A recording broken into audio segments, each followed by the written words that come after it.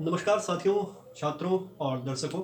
आप सभी का मैं कुमार शुभम एक बार फिर आपके अपने इस यूट्यूब चैनल सिन्हा क्लासेस पर बहुत-बहुत स्वागत करता हूं, जहां मैं लगातार प्रयास कर रहा हूं कि मैं सभी छात्रों के लिए बेहतर कर पाऊं और जो भी मेरा ज्ञान है सेल्फ स्टडीज से, बुक से, मेरे रिसर्च से मैं उन सभी को आप सभी से साझा कर सकूं।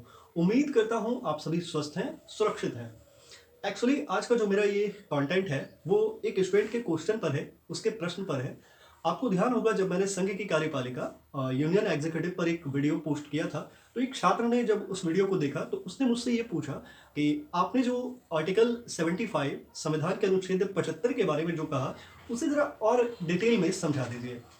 मैंने सोचा कि क्यों नहीं आज उसी डिटेल में थोड़ा समझाने के साथ-साथ आपको थोड़ी-सी नई चीज़ों की जानकारी भी दे ही दूँ, जिसमें आम तौर पर स्टूडेंट को लगातार कई बार मैंने देखा है कन्फ्यूज़न होता है, वो असमंजस में होते हैं। तो आज मैं उस डाउट को दूर कर देना चाहता हूँ। तो आइए स्टार्ट करते हैं। अगर आप हेडफ़ोन यूज़ करते हैं तो लगा लें, अगर आपने अपना लर्निंग मोड ऑन नहीं किया है तो स्विच दबाएँ, लर्निंग मोड ऑन करें और वीडियो के अंत तक मेरे साथ बने रहें। मैं प्रयास करता हूँ कि अ, जो प्रॉब्लम्स मुझे आई हैं सेल्फ स्टडीज के दौरान, बहुत सारी ऐसे टॉपिक्स मिलेंगे आपको पॉलिटी में जो बहुत डिफिकल्ट है। एक बार में तो बहुत मुश्किल है उसे समझ पाना। अगर किसी और ग्रह के इंसान हो तो पता नहीं, लेकिन अगर साधारण कोई व्यक्ति है तो उसे बड़ा परेशानी हो सकता है पॉलिटी के कुछ कॉन्सेप्ट्स में। तो मेरा प्रयास है कि जो बच्चे सिन्हा क्लासेस के इस चैनल से जुड़े हैं उन्हें वहां परेशानी ना हो और मैं उन चीजों को बड़े सरलतम शब्दों में आपके सामने रख सकूं। तो स्टार्ट करते हैं। संविधान का अनुच्छेद 75 जरा ध्यान से समझिए। ये एकदम साफ साफ ये कहता है, जिस बच्चे ने सवाल पूछा था वो जरा ध्यान से समझे इस लाइन को। ये अनुच्छेद 75 एकदम साफ साफ कहता है कि जो मंत्री परिषद है, ध्यान से समझिए, जो मंत्री परिषद है यानी काउंसिल ऑफ मिनिस्टर्स जो है, वो पूरी तरह से लोकसभा के प्रति सामूहिक रूप से जिम्मेदार है। सामूहिक रूप समझ रहे हैं? सामूहिक रूप का मतलब क्या हुआ कि वो सारे मिलकर एक साथ सामूहिक रूप से जिम्मेदार हैं। इसलिए मैंने आपको कहा था कि जब नो कॉन्फिडेंस मोशन लाया जाता है, अविश्वास प्रस्ताव, तो वो किसी एक मंत्री के लिए नहीं बल्कि पूरे मंत्रिपरिषद के लिए लाया जाता है। आज उस कॉन्सेप्ट की भी जानकारी मैं आपको दे देना चाहता हूं। दरअसल एक विषय है जिस पर स्टूडेंट्स को बहुत कंफ्यूजन होता है, बहुत डाउट होता है इस विषय पर। वो है नो कॉन्फिडेंस मोशन। एक तो ये, और दूसरा है सेंश्योर मोशन। सेंश्योर मोशन का मतलब होता है निंदा प्रस्ताव। अगर मैं हिंदी में कहूं तो इसे कहेंगे निंदा प्रस्ताव और इसे कहेंगे अविश्वास प्रस्ताव।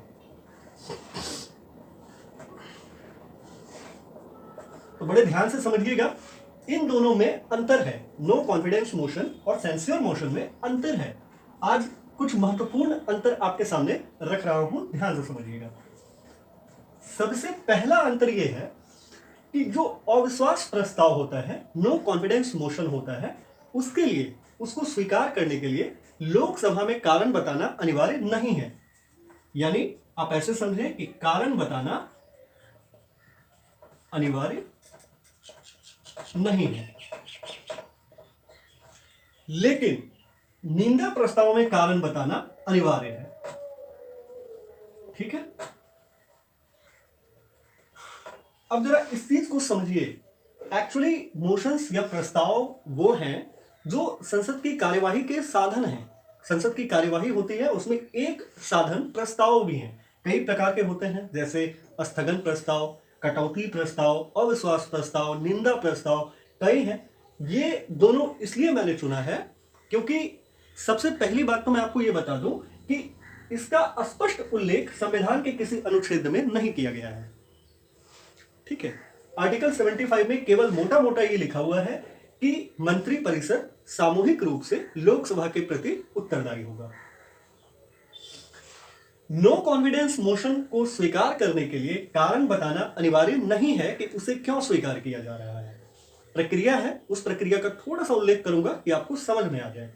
सेंश्योर मोशन में कारण बताना अनिवार्य है कि क्यों निंदा आखिर की जा रही है, तो क्यों। ठीक है? एक बड़ा अंतर यह है जो मैंने अभी आपको कहा कि नो कॉन्फिडेंस मोशन किसी एक मंत्री के विरुद्ध या किसी एक सदस्य के विरुद्ध नहीं बल्कि पूरे मंत्रिपरिषद के विरुद्ध लाया जाता है। यानी इसका मतलब ये हुआ कि ये पूरे मंत्रिपरिषद के विरुद्ध।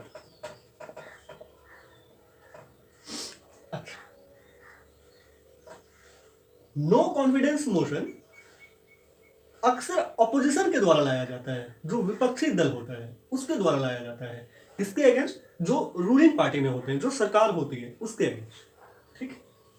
लेकिन सेंस्योर मोशन जो है, जो निंदा प्रस्ताव है, वो किसी एक मंत्री के विरुद्ध भी लाया जा सकता है, अधिक भी हो सकता है, लेकिन किसी एक मंत्री के विरुद्ध भी निंदा प्रस्ताव लाया जा सकता है। उम्मीद करता हूं आप मेरी बातों को समझ पा रहे हैं। तीसरा बड़ा अंतर इसमें यह है इन दोनों में कि अविश्वास प्रस्ताव का सीधा और साफ मतलब है विश्वास का निर्धारण, ठीक है। जरा प्रैक्टिकल शब्दों में बोलूं, एकदम जो खुले शब्द हैं उसमें बोलूं, आप सरकार के योग्य हैं या नहीं हैं, इस चीज का निर्धारण नो कॉन्फिडेंस मोशन में सिद्ध करना होता है। यानी सरकार को विश्वास मत प्राप्त करना होता है बने रहने के लिए। अगर सरकार ने विश्वास मत प्राप्त नहीं किया तो तय है कि सरकार गिर जाएगी। नो कॉन्फिडेंस मोशन का मीनिंग ये हुआ। लेकिन सेंस्योर मोशन में, निंदा प्रस्ताव में, सरकार की कुछ नीति या किसी मंत्री की कुछ नीति के पॉलिसीज की निंदा की जाती है। और कई अंतर हैं, लेकिन कुछ मोटे अंतर का ही जिक्र करूंगा कि आप पूरी बात समझ पाए। यह वीडियो केवल और केवल 8, 9, 10 क्लासेस के लिए नहीं है। अगर उनसे सीनियर स्टूडेंट्स को भी आप ये वीडियो दिखाएंगे या ये वीडियो वो अगर देखें तो निश्चित रूप से उनके लिए भी फायदेमंद होने वाला है। सबसे बड़ा अंतर जो इन दोनों में है, इन सब अंतरों के बाद, वो ये है कि अगर लोकसभा में नो कॉन्फिडेंस मोशन पास हो जाए, पारित हो जाए, तो सरकार को इस्तीफा देना होगा, सरकार को त्यागपत्र देना होगा। यानी इसके बाद प्रधानमंत्री राष्ट्रपति महोदय को त्यागपत्र सौंपेंगे और फिर सरकार उस लोकसभा का विघटन हो जाएगा। सेंस्योर मोशन, निंदा प्रस्ताव में एकदम जरूरी नहीं है कि सरकार को त्यागपत्र देना पड़े, जरूरी नहीं। तो ये 4 सबसे बड़े अंतर हैं। उम्मीद करता हूं आप समझ चुके हैं इन चारों को। अब जरा सा कुछ अतिरिक्त जानकारी मैं आपको इन दोनों के बारे में दे दूं। हालांकि वो अंतर में गिने जा सकते हैं, लेकिन मैंने आपको कहा ना कि मैं केवल महत्वपूर्ण अंतरों पर ही बात करूंगा। Actually time is gold and time is money, जो आप कह लें। तो अपना समय बिल्कुल जाया ना करें, अपने समय को सही जगह लगाएं। सबसे पहले आपको यह बता दूं कि जो नो कॉन्फिडेंस मोशन है, वो अविश्वास प्रस्ताव जो है वो लाने की एक प्रक्रिया है। उस प्रक्रिया में यह है कि जैसे अगर उस प्रस्ताव को पारित किया जाना है या उस प्रस्ताव को लाया जाना है तो कम से कम 50 सदस्यों की सहमति आवश्यक है। अगर 50 सदस्यों की सहमति बनती है तो फिर आगे उस पर चर्चा की जाएगी।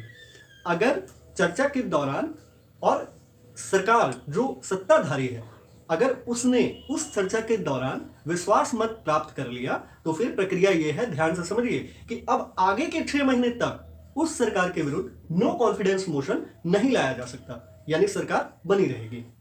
लेकिन अगर सरकार ने विश्वास प्रस्ताव नहीं ला पाया, यानी सरकार ने विश्वास मत प्राप्त नहीं किया, तो फिर सरकार गिर जाएगी, ये तय है। निंदा प्रस्ताव का कुछ ऐसा है कि जैसे कोई अनियत प्रस्ताव के लिए कोई दिन, कोई तिथि अगर संसद चाहे, लोकसभा चाहे, तो अपने विवेकाधिकार से तय कर सकती है। इसके लिए कोई जरूरी नहीं है, कोई एक फिक्स डेट नहीं है, एक फिक्स टाइम नहीं है, कुछ भी नहीं है। ये अपना कॉन्सेंस है लोकसभा का कि वो कब निंदा प्रस्ताव पर बात करती है। तो ये सबसे महत्वपूर्ण अंतर थे। सिन्हा क्लासेस के एक अगले सेगमेंट में आपसे मुलाकात होगी। स्वस्थ रहें, सुरक्षित रहें। जय हिंद।